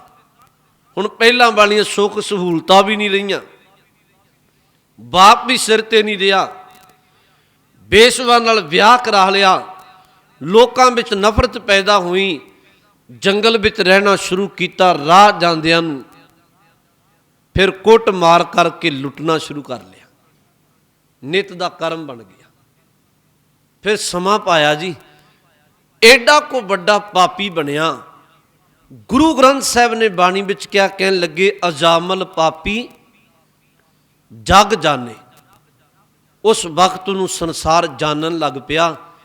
ਤ੍ਰਹਿੰਦਾ ਸੀ ਸੰਸਾਰ ਉਹ ਤੋਂ ਵੀ ਵੇਖੋ ਕਿਤੇ ਅਜਾਮਲ ਦੀ ਨਿਗਾਹ ਸਾਡੇ ਘਰ ਤੇ ਨਾ ਪੈ ਜਾਏ। ਲੁੱਟ ਪਟ ਛੱਡਣੇ, ਉਹਨੇ ਵਿਗਾੜ ਦੇਣੇ ਸਾਰਾ ਕੁਝ। ਚਲੋ ਜੀ ਸਮਾਂ ਪਾਇਆ। ਕਹਿਣ ਲੱਗੇ ਰਾਹ ਜਾਂਦੇ ਫਕੀਰ ਬੰਦਗੀ ਵਾਲੇ ਧਰਮੀ ਪੁਰਸ਼ਾਂ ਨੂੰ ਇੱਕ ਦਿਨ ਘੇਰ ਲਿਆ। ਬੰਦਗੀ ਕਰਨ ਵਾਲਿਆਂ ਨੂੰ ਜਦੋਂ ਉਹਨਾਂ ਨੂੰ ਲੁੱਟਣ ਦੀ ਮਾਰਨ ਦੀ ਗੱਲ ਕੀਤੀ, ਉਹਨਾਂ ਇੱਕੋ ਗੱਲ ਕੀ ਕਹਿਣ ਲੱਗੇ, ਅਜਾਮਲ ਸਾਡੇ ਕੋਲ ਤੇ ਤਨ ਤੇ ਕੱਪੜਾ ਹੈ, ਭਾਵੇਂ ਉਤਾਰ ਲੈ, ਪਰ ਇੱਕ ਗੱਲ ਸਾਨੂੰ ਦੱਸ, ਇਹ ਜਿਹੜੇ ਇੰਨੇ ਭੈੜੇ ਕਰਮ ਤੂੰ ਕਰਨੇ, ਪਰਿਵਾਰਾਂ ਨੂੰ ਲੁੱਟਣੇ, ਘਰ-ਬਾਰ ਉਜਾੜਨੇ, ਦੱਸ ਕਾਹਦੇ ਲਈ ਕਰਦਾ ਪਿਆ? ਤੇ ਅਸਲ ਵਿੱਚ ਜਿਹੜੇ ਵਿਕਾਰ ਨੇ, ਜਦੋਂ ਕੋਈ ਬੰਦੇ ਨੂੰ ਵਿਕਾਰ ਘੇਰਦਾ ਹੈ, ਸਭ ਤੋਂ ਪਹਿਲਾ ਕਰਮ ਇਹ ਕਰਦਾ, ਬੰਦੇ ਦੀ ਬੁੱਧ ਨੂੰ ਤਾਲਾ ਲਾ ਦਿੰਦਾ। ਬੰਦੇ ਦੀ ਸੁਰਤ ਹੈ ਜਿਹੜੀ, ਉਹ ਸਿਆਣਪ ਹੈ ਜਿਹੜੀ, ਉਹਨੂੰ ਬਿਲਕੁਲ ਮਲੀਆ ਮੇਟ ਕਰ ਦਿੰਦਾ। ਉਹ ਇਹ ਨਹੀਂ ਵੇਖਦਾ ਵੀ ਇਹਦਾ ਨਫਾ ਕੀ, ਇਹਦਾ ਨੁਕਸਾਨ ਕੀ, ਇਹਦੇ ਨਾਲ ਭਲਾ ਹੋਣਾ ਜਾਂ ਬੁਰਾ ਹੋਣਾ। ਵਿਕਾਰੀ ਬੰਦਾ ਚੇਤਾ ਰੱਖੋ, ਜਿਹੜਾ ਕਾਮੀ ਹੈ, ਕ੍ਰੋਧੀ ਹੈ, ਲੋਭੀ ਹੈ, ਅਹੰਕਾਰੀ ਹੈ, ਉਹ ਕਦੀ ਨਹੀਂ ਸੋਚਦਾ ਨਫਾ ਨੁਕਸਾਨ, ਕੌਣ ਉਜੜੇਗਾ ਕੌਣ ਬਸੇਗਾ। ਯਕੀਨ ਜਾਣੋ ਉਹਦੀ ਬੁੱਧ ਨੂੰ ਤਾਲਾ ਲੱਗਿਆ ਹੁੰਦਾ, ਸਿਆਣਪ ਉਹਦੇ ਕੋਲ ਨਹੀਂ ਹੁੰਦੀ। ਉਹ ਫਕੀਰਾਂ ਨੇ ਅਜਾਮਲ ਨੂੰ ਬਿਠਾਇਆ, ਕਰਨੀ ਵਾਲੇ ਸਨ। ਉਹਨਾਂ ਕਿਹਾ ਤੂੰ ਇੱਕ ਗੱਲ ਦੱਸ, ਇਹ ਕਰਮ ਕਿਉਂ ਕਰਨਾ? ਇਹਨੇ ਕਿਹਾ ਜੀ ਮੈਂ ਪਰਿਵਾਰ ਪਾਲਣ ਖਾਤਰ। ਫਕੀਰਾਂ ਨੇ ਕਿਹਾ, ਕਹਿਣ ਲੱਗੇ ਤੈਨੂੰ ਪਤਾ ਹੈ ਇੱਕ ਇੱਕ ਕੀਤੇ ਕਰਮ ਦਾ ਰੱਬ ਦੇ ਘਰ ਹਿਸਾਬ ਹੋਣਾ, ਤੇ ਜਦੋਂ ਰੱਬ ਦੇ ਘਰ ਹਿਸਾਬ ਦੀ ਗੱਲ ਆਏਗੀ, ਤੇਰੇ ਕੀਤੇ ਕਰਮਾਂ ਦਾ ਲੇਖਾ ਜੋਖਾ ਹੋਣਾ। ਕੀ ਤੇਰੇ ਪਰਿਵਾਰ ਦੇ ਜਿੰਨੇ ਮੈਂਬਰ ਨੇ, ਪਰਿਵਾਰ ਦੇ ਜਿੰਨੇ ਸੰਬੰਧੀ ਨੇ, ਉਹ ਤੇਰੇ ਨਾਲ ਲੇਖਾ ਦੇਣਗੇ? ਜਾ ਪੁੱਛ ਕੇ ਆ। ਚਲੋ ਜੀ ਫਕੀਰਾਂ ਨੂੰ ਬੰਨ ਗਿਆ, ਉਹ ਘਰ ਗਿਆ, ਘਰ ਵਾਲੀ ਬੱਚਿਆਂ ਨੂੰ ਪੁੱਛਿਆ, ਉਹਨੇ ਕਿਹਾ ਤੇ ਤੇਰਾ ਫਰਜ਼ ਹੈ, ਸਾਨੂੰ ਕੋਈ ਨਹੀਂ ਪਤਾ। ਵਾਪਸ ਆਇਆ, ਫਕੀਰਾਂ ਦੇ ਚਰਨਾਂ ਤੇ ਟਹਿ ਪਿਆ। ਫਕੀਰ ਵੀ ਕਰਨੀ ਵਾਲੇ ਸਨ। ਵੇਖੋ ਗੁਰਮੁਖੋ, ਸ਼ਬਦ ਕਹਿਣ ਨੂੰ ਸਾਡੇ ਵਰਗੇ ਨਿਤ ਬੋਲੀ ਜਾਂਦੇ ਨੇ, ਪਰ ਧਰਮੀ ਜਦੋਂ ਬੰਦਾ ਬੋਲਦਾ, ਜਿਹਦੇ ਅੰਦਰ ਧਰਮ ਹੈ, ਉਹਦੇ ਕਹਿਣ ਵਿੱਚ ਤੇ ਆਮ ਬੰਦੇ ਦੇ ਕਹਿਣ ਵਿੱਚ ਬੜਾ ਅੰਤਰ ਹੈ। ਇਸ ਤਰ੍ਹਾਂ ਹੈ ਜਿਵੇਂ ਪ੍ਰਮਾਣ ਲੈ ਲਵੋ, ਇੱਕ ਰੌਂਦ ਹੈ, ਬੰਦੂਕ ਦਾ ਰੌਂਦ ਰਫਲ, ਜੇ ਉਹਨੂੰ ਸਿੱਧਾ ਮਾਰੀਏ ਉਹ ਬੰਦੇ ਦੇ ਕਿੰਨਾ ਕੁ ਜ਼ਖਮ ਕਰ ਦੇਗਾ। ਹੱਥ ਵਿੱਚ ਪਕੜੋ, ਰੌਂਦ ਮਾਰੋ, ਕਿੰਨਾ ਕੁ ਜ਼ਖਮ ਕਰੇਗਾ, ਨਿਸ਼ਾਨ ਪਾ ਦੇਗਾ। ਪਰ ਜਦੋਂ ਉਹਨੂੰ ਸ਼ਾਸਤਰ ਵਿੱਚ ਪਾ ਕੇ, ਬੰਦੂਕ ਵਿੱਚ ਪਾ ਕੇ ਮਾਰਿਆ ਜਾਂਦਾ ਹੈ, ਬੰਦੇ ਨੂੰ ਉਹ ਚੀਰ ਕੇ ਆਰ ਪਾਰ ਨਿਕਲ ਜਾਂਦਾ, ਬੰਦੇ ਨੂੰ ਮੌਤ ਦੇ ਘਾਟ ਉਤਾਰ ਦਿੰਦਾ। ਯਾਦ ਰੱਖੋ, ਆਮ ਬੰਦੇ ਸਾਡੇ ਵਰਗੇ ਜਿਨ੍ਹਾਂ ਪੱਲੇ ਧਰਮ ਕੋਈ ਨਹੀਂ, ਉਹਨਾਂ ਦੇ ਕਹੇ ਸ਼ਬਦ ਕੋਈ ਬਹੁਤੀ ਥਾਂ ਨਹੀਂ ਰੱਖਦੇ। ਪਰ ਜਦੋਂ ਜਿਹਨੇ ਅੰਦਰੋਂ ਧਰਮ ਨੂੰ ਕਮਾਇਆ ਹੈ, ਜਿਹਦੇ ਅੰਦਰ ਬੰਦਗੀ ਹੈ, ਜਦੋਂ ਉਹ ਕਦੀ ਧਰਮ ਦਾ ਸ਼ਬਦ ਕਹਿੰਦਾ ਨਾ, ਯਾਦ ਰੱਖੋ ਉਦੋਂ ਬਹੁਤ ਵਿਕਾਰੀ ਬਿਰਤੀਆਂ ਨੂੰ ਬਦਲ ਕੇ ਉਹ ਧਰਮੀ ਬਣਾ ਦਿੰਦਾ ਹੈ। ਉਹਦੇ ਬੋਲਣ ਵਿੱਚ ਤੇ ਆਮ ਬੋਲਣ ਵਿੱਚ ਬੜਾ ਅੰਤਰ ਹੈ। ਉਹ ਪੁੱਗੇ ਹੋਏ ਫਕੀਰ ਸਨ, ਜਿਨ੍ਹਾਂ ਅਜਾਮਲ ਨੂੰ ਕਿਹਾ, ਅਜਾਮਲ ਜੇ ਲੇਖਾ ਜੋਖਾ ਹੋਏਗਾ ਉਦੋਂ ਪਰਿਵਾਰ ਨੇ ਨਹੀਂ ਖਲੋਣਾ। ਚੰਗਾ ਹੈ ਤੂੰ ਵਿਕਾਰੀ ਬਿਰਤੀ ਛੱਡ ਕੇ ਤੂੰ ਆਪਣੀ ਕਿਰਤਕਾਰ ਕਰਕੇ ਧਰਮ ਨੂੰ ਕਮਾ। ਚਰਨਾਂ ਤੇ ਟਹਿ ਪਿਆ, ਰੋ ਪਿਆ, ਮੈਂ ਬਹੁਤ ਗੁਨਾਹ ਕੀਤੇ ਨੇ, ਗਿਣਤੀ ਤੋਂ ਬਾਹਰ ਹੈ। ਮੈਂ ਕਿੰਨਿਆਂ ਨੂੰ ਲੁੱਟਿਆ, ਕ੍ਰੋਧ ਵਸ ਪੈ ਕੇ, ਕ੍ਰੋਧ ਧੋ ਕੇ ਮੈਂ ਸਰੀਰ ਚੀਰ ਦਿੰਦਾ ਸਾਂ। ਮੈਂ ਕਾਮੀ ਬਿਰਤੀ ਹੋ ਕੇ ਪੱਤ ਲੁੱਟੀ।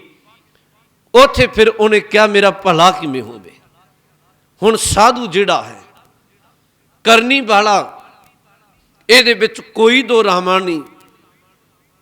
ਉਹ ਰੱਬ ਦੇ ਵਿਚਕਾਰ ਇਸ ਤਰ੍ਹਾਂ ਕਹਿ ਲਓ ਵਿਚੋਲੇ ਦਾ ਕੰਮ ਕਰਦਾ ਹੈ। ਮਿਲਾਪ ਦੇ ਉਹਨੂੰ ਢੰਗ ਨੇ, ਜਿਹਨੇ ਗੁਰੂ ਨੂੰ ਮਾਣਿਆ ਹੈ।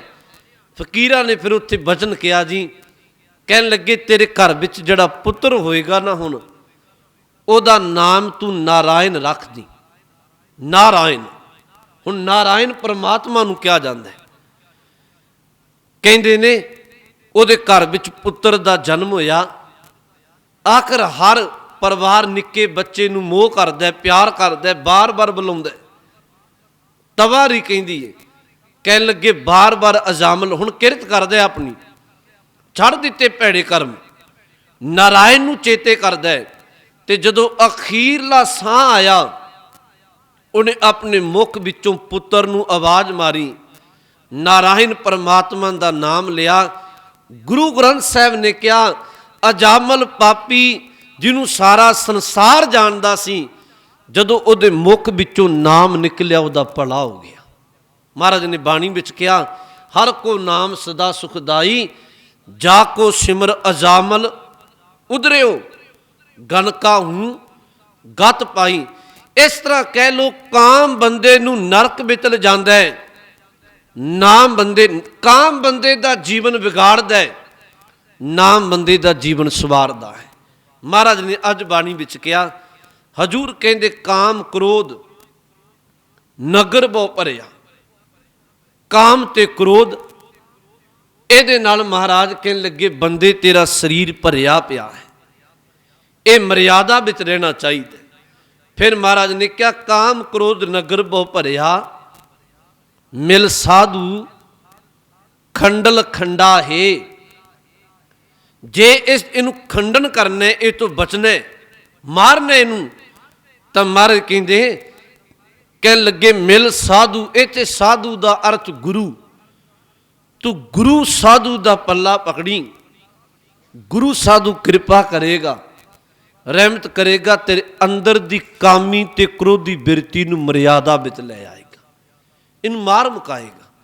मिल साधु खंडल खंडा है। अगे बचन वरते, पूर्व लिखत लिखे गुर पाया। हुण महाराज ने कहा, पूर्व लिखत, पूर्व का अर्थ हुंदे पिछला कर्म, जिन्हों असीं कहने पूर्वला कर्म, पिछे कीते कर्म। पूर्व लिखत लिखे गुर पाया। महाराज जी कहते जदों किसी का पूर्वला कर्म जागदा है, गुर पाया, उन्होंने फिर गुरु की प्राप्ति होंदी है। पहला कर्म ही है जिहदा कोई भला कर्म। आ तुसी सतसंग, मैं वडियाई नहीं कर रहा, सच एवें जिहदा कोई पिछला अगला कर्म जाग पे, उन गुरु दी सतसंगत की प्राप्ति होंदी है। तुसी वेखो इस वेले होर भी बेअंत थावां ते गुरु घरां विच पिंडां थावां संगतां जुड़दियां। जे इत्थे ला लवो, हुण सारे नगर तो बाहर ने, चलो मैनू ये भी पता है, सच जानो तुहानू पता हो भी बेअंत संगतां वो भी ने। मैं कई बारी विचरदे जिहड़े बाहर घरां विच बैठ के भी गुरु की बाणी गुरु की कथा सुनते हैं, घरां विच बैठ के भी सुनते हैं, पर वो भी ने जिहड़े अज तक अवेसले ने, जिन्ना कदी गुरु का शब्द ना बाहर बह के ना गुरु की संगत विच आके कदी उन्हां कान कि सारे काम धंधियां ते नहीं लगे। बहुत ने जिहड़े अवेस जिहड़े सुते हुए ने, बाणी ने ताई शब्द वरते, कहन लगे जाग ले हो रे मना जाग ले हो, कहाँ गाफल सोया। वो बंदे कित्थे सुता पे, कदी थोड़ा बाला जाग अंदरों अपने अंदर नूं झंझोड़, तू इत्थे धर्म नूं कमाउणा है। खैर मैं बेनती कहन लग्या सां, मारे कहंदे पूर्व लिखत लिखे गुर पाया। किसे दा पूर्वला चंगा कर्म जागे, उन्होंने सत संगत दी गुरु की प्राप्ति होंदी है। महाराज जी ने कहा, मन हर लिव मंडल मंडा है। पिछे क्या सी खंडल खंडा है, हुण कहन लगे मंडल मंडा है। जदों किसी नूं गुरु मिलता है, मन हर लिव, उस बंदे दा मन परमात्मा दे चरनां विच मंडल मंडा है। मंडल मंडे दा अर्थ उहदा मन मंडिया जांदा है, मड़िया जांदा है, वो गुरु चरनां विच जुड़ जांदा है। जदों किसी नूं सत संगत दी गुरु की प्राप्ति हुंदी है, उदों उहदा मन परमात्मा के चरनां विच जुड़दा है। एक बेनती फिर तुहानूं कहां, महाराज ने बाणी विच एक मोहर लाई। महाराज कहन लगे जिहड़ा बंदा सत संगत नहीं करता। याद रखो महाराज कहन लगे वो बंदे दे अंदर किते रब दा भाव, भाव दा अर्थ रब दा प्रेम जन्म नहीं लेंदा। ते जिस बंदे अंदर रब्बी प्रेम जन्म ना ले वो कदी रब्बी भगती नहीं कर सकता। ये नुकता बाणी ने कहा, महाराज ने कहा साध संगत बिना भाव नहीं उपजै। भाव दा अर्थ प्रेम। वेखो एक संसारी प्रेम असी बच्चों नूं करी जाने आ, साचे वे कई बारी इस संसारी प्रेम दे खातर असी विकार भी कमा लैंदे आ। पुत्र धीआं खातर लोग एक दूजे नूं लुट्टी पुट्टी नहीं जाते, खोआ खिंदी नहीं करी जाते, काहदे लई कर रहे हैं? वो संसारी प्रेम नहीं। मारे कहन लगे निरंकारी प्यार परमात्मा लिख के तेरे अंदर तांग प्रेम खिच पैदा हो। इनू महाराज ने कहा, कहन लगे साध संगत बिना भाव नहीं उपजै। सत संगत तो बिना किते प्रेम जन्म नहीं लेंदा। भाव बिन भगत ना होए तेरी, ते भावना तो बिना प्रेम तो बिना कदे बंदा रब्बी भगती नहीं करता। भगती तो बिना तेरा जीवन नहीं सवरना। हजूर ने कहा, कहन लगे कर पूर्व लिखत लिखे गुर पाया, मन हर लिव मंडल मंडा है। पूर्वला कर्म जागे तेनू गुरु की प्राप्ति, ते जदों गुरु मिलता है वो तेरा मन परमेश्वर के चरणों में जोड़ दिंदा है। फिर अगे एक बचन वरत्या, कर साधु अंजुली पुन वड्डा है। आ पंक्ति वाल ध्यान दिओ जी। आप कहने न पुन कर्म करो, चंगा कर्म। गुरु साहब ने क्या कर साधु अंजुली, अंजुली दा अर्थ हुंदा दोनों हाथ जोड़ के, पुन वड्डा है। कह लगे गुरु नू दोनों हाथ जोड़ के नमस्कार करनी ये बहुत बड़ा पुन है।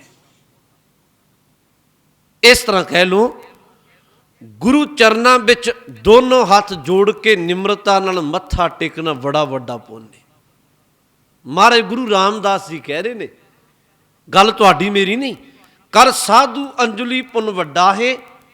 अगे एक तुक होर वरती, कह लगे कर डंडौत पुन वड्डा है।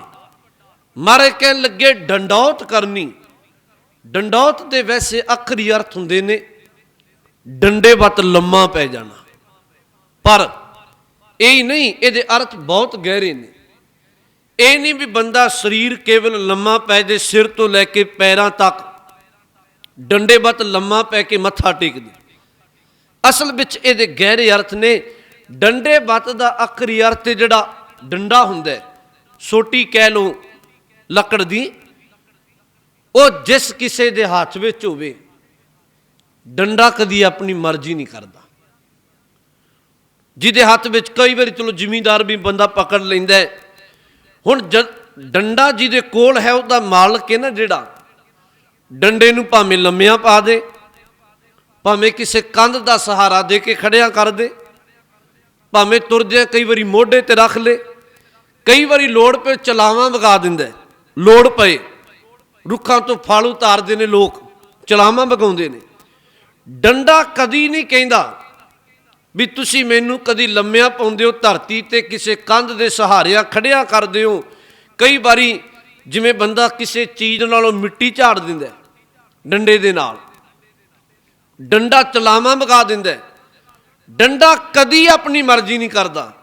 मारे कहंदे बंदे गुरु चरणों विच निम्रता नाल इहदी नमस्कार कर। गुरु नूं कह मालक मैं अपनी मर्जी नहीं करांगा, जो तुसी कहोगे मैं कमावांगा। इहनूं कहंदे ने डंडौत। मैनूं खिमा करियो, हुण ये नहीं भी बंदा शरीर करके सिर तो लैके पैरों तक लम्मा पै जाए। गुरु कहे पुत्र तू बाणी पढ़, कोरी ना कर दे। गुरु कहे पुत्र तू केसा धारी हो, ना कर दे। गुरु कहे पुत्र तू अमृत दी दात लै, तू माड़े कर्म छड़ दे। उदों बंदा ना करी जाए, सिर फिरी जाए, ये कर्म नहीं करना, उवें लम्मा पई जाए। मारे कहंदे नहीं, गुरु भोला नहीं। गुरु नूं कोई इस तरह नहीं भी जिवें बंदियां नाल चलाकियां मार के तू ठगना भी गुरु तेरे भरम विच पै जाएगा, क्या नहीं, वो तेरे अंदर दी जानदा है। डंडौत दे अर्थ ने ਬੰਦਾ ਡੰਡੇ ਵੱਤ ਲੰਮਾ, ਇਹਦੇ ਅਰਥ ਇਹ ਨੇ। ਪਰ ਸਾਹਿਬ ਕਹਿੰਦੇ ਆਪਣੇ ਅੰਦਰ ਨੂੰ ਡੰਡੇ ਵੱਤ ਲੰਮਾ ਪਾ ਦੇ, ਚੁਕਾ ਦੇ। ਜੋ ਗੁਰ ਕਹੈ ਸੋਈ ਭਲ ਮਾਨੈ। ਜਿਹੜੀ ਗੱਲ ਗੁਰੂ ਕਹਿੰਦਾ ਉਹਨੂੰ ਸਤ ਬਚਨ ਕਹਿ ਕੇ ਮੰਨ ਲੈ। ਅੱਜ ਤੇ ਅਸੀਂ ਜਦੋਂ ਗੱਲ ਚੱਲੇ ਅੰਮ੍ਰਿਤ ਦੀ, ਅਸੀਂ ਆਖਨੇ ਹਾਂ ਜੀ ਸਾਡਾ ਤੇ ਅੰਮ੍ਰਿਤ ਛਕਿਆ ਹੀ ਹੋਇਆ ਹੈ, ਸਾਨੂੰ ਕੀ ਲੋੜ ਹੈ। ਇਹਦਾ ਮਤਲਬ ਗੁਰੂ ਕਲਗੀਧਰ ਜੀ ਨੇ ਆਪ ਅੰਮ੍ਰਿਤ ਦੀ ਦਾਤ ਲਈ ਸੀ। ਗੁਰੂ ਕਲਗੀਧਰ ਜੀ ਨਾਲੋਂ ਸਿਆਣੇ ਹੋ ਗਏ। ਮਹਾਰਾਜ ਜੀ ਨੇ ਖੁਦ ਅੰਮ੍ਰਿਤ ਦੀ ਦਾਤ ਲਈ। ਇਹਦਾ ਮਤਲਬ ਸੀ ਗੁਰੂ ਕਲਗੀਧਰ ਜੀ ਨਾਲੋਂ ਵੀ ਸਿਆਣੇ ਆ। ਜੇ ਬਾਣੀ ਪੜਨ ਦੀ ਗੱਲ, ਅਸੀਂ ਤੇ ਜੀ ਹਰ ਵੇਲੇ ਉਹ ਮਹਾਰਾਜ ਨੇ ਕਿਹਾ ਸਿੱਖਾ ਨਹੀਂ, ਇਹ ਤੇਰੇ ਕਰਮ ਨੇ, ਸਤ ਸੰਗਤ ਕਰਨੀ, ਬਾਣੀ ਪੜਨੀ, ਗੁਰੂ ਕੀ ਅੰਮ੍ਰਿਤ ਦੀ ਦਾਤ ਲੈਣੀ, ਆਪਣਾ ਸਿੱਖੀ ਸਰੂਪ ਤਿਆਰ ਕਰਨਾ। ਮਹਾਰਾਜ ਕਹਿੰਦੇ ਇਹ ਤੇਰੇ ਕਰਮ ਨੇ। ਅੱਜ ਤੇ ਬਹੁਤ ਕੁਝ ਭੁਲੇਖੇ ਵਿੱਚ ਚੱਲਦਾ ਹੈ। ਜਿਹੜਾ ਆਪ ਧਰਮ ਨਹੀਂ ਕਮਾਉਂਦਾ ਧਰਮਾਂ ਤੇ ਤਰਕਾਂ ਕਰੀ ਜਾਏਗਾ। ਬਹੁਤ ਕੁਝ ਚੱਲਦਾ ਹੈ। ਸਮਾਂ ਜੀ ਧਰਮ ਕਮਾਈ ਬਿਨਾਂ, ਮਹਾਰਾਜ ਨੇ ਕਿਹਾ ਗੱਲਾਂ ਨੇ ਜਿਹੜੀਆਂ ਨਾ ਜੀ, ਚਲੋ ਸਮੇਂ ਦੀ ਸੀਮਾ, ਮੈਂ ਫਿਰ ਕਦੀ ਅਰਜ਼ ਕਰਾਂਗਾ। ਗੱਲਾਂ ਭਾਵੇਂ ਮੇਰੇ ਵਰਗਾ ਜਿੰਨੀਆਂ ਮਰਜ਼ੀ ਕਰ ਲੈ, ਮਹਾਰਾਜ ਨੇ ਕਿਹਾ ਜੇ ਤੂੰ ਧਰਮ ਨਹੀਂ ਕਮਾਉਣਾ ਤੈਨੂੰ ਰੱਬ ਦੇ ਕਰ ਕਦੀ ਥਾਂ ਨਹੀਂ ਮਿਲਣੀ। ਠੀਕ ਹੈ, 4 ਦਿਨ ਤੂੰ ਜ਼ੁਬਾਨ ਦਾ ਕੀ ਹੈ ਜੀ, ਇਹ ਤਾਂ ਕੁਝ ਇੰਚ ਦਾ ਟੁਕੜਾ ਹੈ ਮਾਸ ਦਾ, ਜੋ ਚਿੱਤ ਕਰੋ ਇਹਦੇ ਨਾਲ ਬੋਲੀ ਜਾਓ। ਪਰ ਮਹਾਰਾਜ ਨੇ ਕਿਹਾ ਧਰਮ ਕਮਾਏਗਾ, ਗੱਲ ਜੀਵਨ ਦੀ ਤੇਰੀ ਉਦ ਨਹੀਂ ਬਣਨੀ। ਜਿੰਨੀ ਨਾਮ ਧਿਆਇਆ ਗਏ ਮਸਕਤ ਕਾਲ, ਨਾਨਕ ਤੇ ਮੁਖ ਉਜਲੇ। ਹੁਣ ਇੱਥੇ ਮਹਾਰਾਜ ਨੇ ਇਹ ਨਹੀਂ ਕਿਹਾ ਵੀ ਜਿਹੜਾ ਬਹੁਤ ਬੋਲਿਆ, ਕਈ ਗੱਲਾਂ, ਹਰ ਗੱਲ ਦਾ ਜਵਾਬ ਦੇ ਦਿੰਦਾ ਸੀ ਵਾਲ ਫੇਰ ਪਾ ਕੇ, ਉਹ ਬੰਦਾ ਪ੍ਰਵਾਨ ਹੋ ਗਿਆ। ਮਹਾਰਾਜ ਨੇ ਕਿਹਾ ਨਹੀਂ, ਜਿੰਨੀ ਨਾਮ ਧਿਆਇਆ, ਜਿਨ੍ਹਾਂ ਨੇ ਨਾਮ ਨੂੰ ਧਿਆਇਆ, ਧਰਮ ਨੂੰ ਕਮਾਇਆ, ਗਏ ਮਸਕਤ ਕਾਲ, ਧਰਮ ਦੀ ਘਾਲਣਾ ਘਾਲੀ, ਨਾਨਕ ਤੇ ਮੁਖ ਉਜਲੇ, ਉਹਨਾਂ ਦੇ ਮੁਖ ਰੱਬ ਦੇ ਘਰ ਉਜਲੇ ਨੇ। ਕੀਤੀ ਛੁੱਟੀ ਨਾਲ ਮਹਾਰਾਜ ਕਹਿਣ ਲੱਗੇ ਉਹ ਕਈਆਂ ਦਾ ਭਲਾ ਵੀ ਕਰਦੇ ਨੇ। ਹਜੂਰ ਨੇ ਇੱਥੇ ਬਚਨ ਕਿਹਾ, ਮਹਾਰਾਜ ਜੀ ਦਾ ਬਚਨ ਚੇਤਾ ਰੱਖਿਓ। ਸਾਹਿਬ ਕਹਿਣ ਲੱਗੇ ਕਰ ਸਾਧੂ ਅੰਜਲੀ ਪੁੰਨ ਵੱਡਾ ਹੈ। ਗੁਰੂ ਨੂੰ ਨਮਸਕਾਰ ਕਰਨੀ ਦੋਨੋਂ ਹੱਥ ਜੋੜ ਕੇ, ਇਹ ਬਹੁਤ ਵੱਡਾ ਪੁੰਨ ਹੈ। ਕਰ ਡੰਡੌਤ ਪੁੰਨ ਵੱਡਾ ਹੈ। ਫਿਰ ਬਚਨ ਵਰਤਿਆ, ਆਪਣੇ ਅੰਦਰ ਨੂੰ ਝੁਕਾ ਕੇ ਹਰ ਗੱਲ ਗੁਰੂ ਨੂੰ ਆਪਣਾ ਆਪ ਸਮਰਪਣ ਕਰਕੇ ਡੰਡੌਤ ਕਰਨੀ। ਮਹਾਰਾਜ ਕਹਿਣ ਲੱਗੇ ਪੁੰਨ ਵੱਡਾ ਹੈ, ਇਹ ਬਹੁਤ ਵੱਡਾ ਪੁੰਨ ਹੈ। ਸਾਹਿਬ ਕਿਰਪਾ ਕਰੇ। ਅੱਜ ਇਹ ਆਪਾਂ ਲੰਬੇਰਾ ਬਚਨ ਸੀ, ਥੋੜਾ ਬਚਨ ਵਿਚਾਰੇ, ਰਹਿੰਦਾ ਬਚਨ ਆਪਾਂ ਕੱਲ ਨੂੰ ਵਿਚਾਰਾਂਗੇ। ਅਸੀਂ ਗੁਰੂ ਚਰਨਾਂ ਵਿੱਚ ਜੁੜ ਕੇ, ਬਾਣੀ ਪੜ੍ਹ ਕੇ, ਬਾਣੀ ਵਿਚਾਰ ਕੇ, ਇਹ ਤੇ ਅਮਲ ਕਰਕੇ ਤੁਸੀਂ ਮੈਂ ਸਾਰੇ ਮਨੁੱਖਾ ਜਨਮ ਸਵਾਰੀਏ, ਫਿਰ ਲੋਕ ਸੁਖੀਏ ਪਰਲੋਕ ਸੁਹੇਲੇ। ਨਾਨਕ ਹਰ ਪ੍ਰਭ ਆਪੇ ਮੇਲੇ। ਭੁੱਲ ਚੁੱਕ ਦੀ ਖਿਮਾ ਦੀ, ਫਤਿਹ ਦੀ ਸਾਂਝ ਪਾਓ।